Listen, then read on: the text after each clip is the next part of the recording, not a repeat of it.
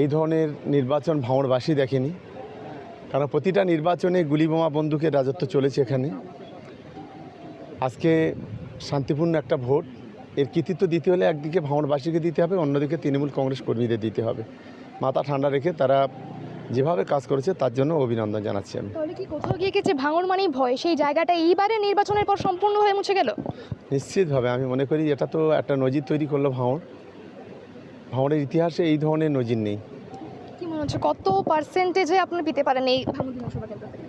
দেখুন, আমি তো জ্যোতিষী নয়। ভাঙড় বিধানসভাতে মানুষ ভোট দিতে পেরেছে, গণতান্ত্রিক প্রক্রিয়া দিতে পেরেছে, এটা নিশ্চিতভাবে 4 তারিখে বুঝতে পারবো।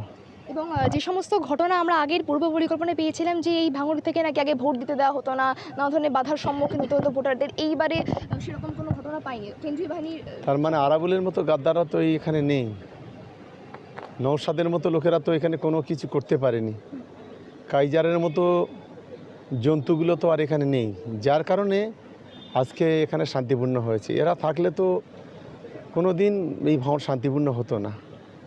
কাইজারদের মধ্যে জন্তুরা যত বেশি থাকবে দলে, এখানে তত তৃণমূলের পঞ্চায়েতের মেম্বার সব এখানে একজন জটলাপেক্ষে বারবার ভোটারকে প্রভাবিত করার চেষ্টা করছে।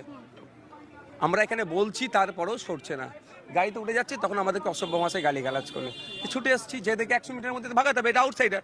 যদি ওরা ভোট দিতে যায় লাইনে আসুক না, লাইনে যারা আছে তাদের কাউকে তো সেন্ট্রাল ফোর্স বা স্টেট ফোর্স কিছু ডিস্টার্ব করবে না।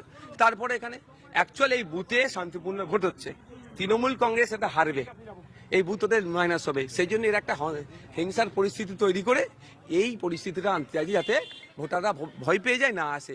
কিন্তু এই শান্তিপূর্ণ ভোটটা হচ্ছে তৃণমূল, আজকে তারা বুঝতে পেরেছে তাদের পায়ের নিচে মাটি নাই, সেই জন্য